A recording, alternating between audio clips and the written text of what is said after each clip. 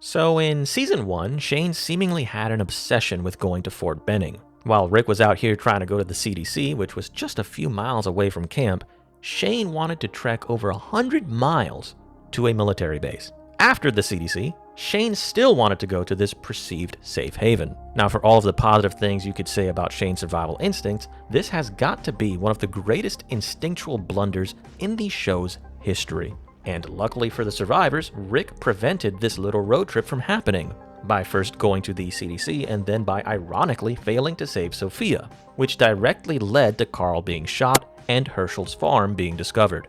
That being said, there really are smooth-brained Shane fans that argue Shane was right to want to go to Fort Benning.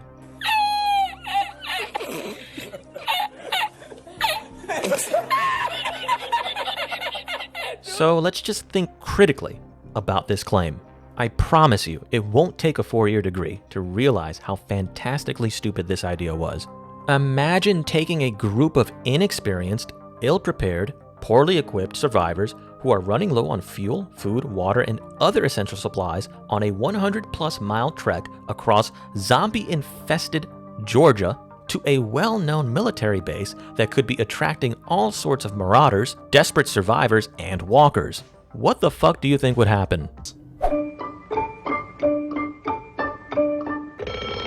That's right, the group would likely get cooked. The decision to head to Fort Benning would be far worse than any of Rick's failures throughout the entire series and franchise. The entire group would likely die, or they would sustain catastrophic casualties. The journey there alone would be too difficult. The roads would be impassable. I mean, look at what one small roadblock did to this group at the beginning of Season 2.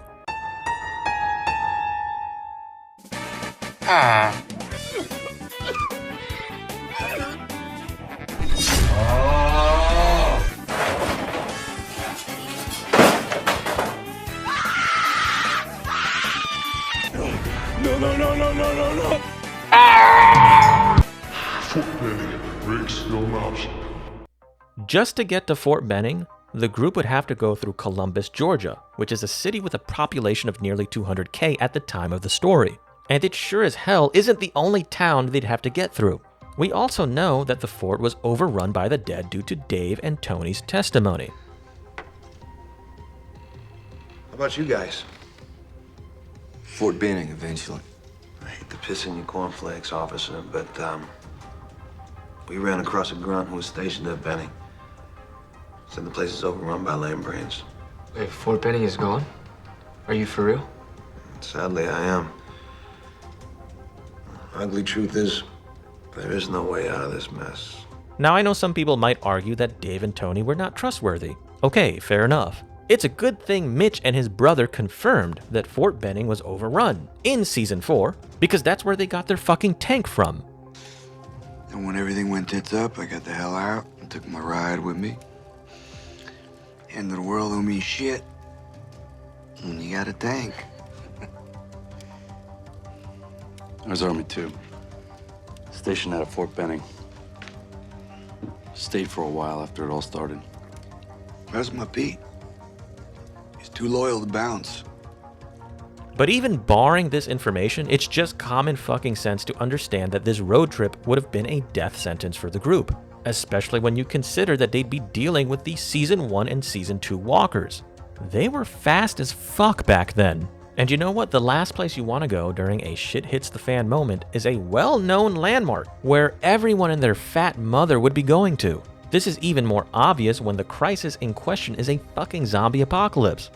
But let's just presuppose, for the sake of argument, that the base was not overrun by the dead. Let's also presuppose that Benning was not looted by scavengers or that it was not being scouted by marauders.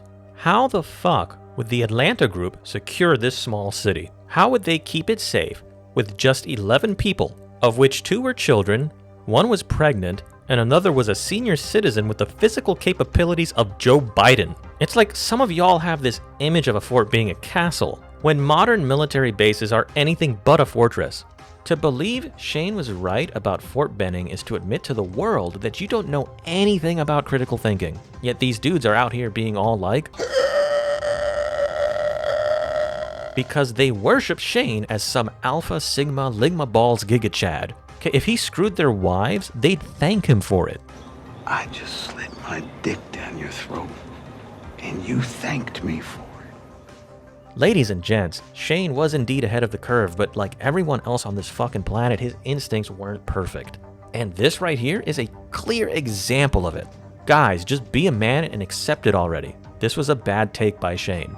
Anyways, if you enjoy this sort of content, please like, share, and fucking subscribe. Also remember that you may opine anytime you feel so inclined down in the comments section. I'm Captain Gold, and I hope to see you in my next Gold Standard video.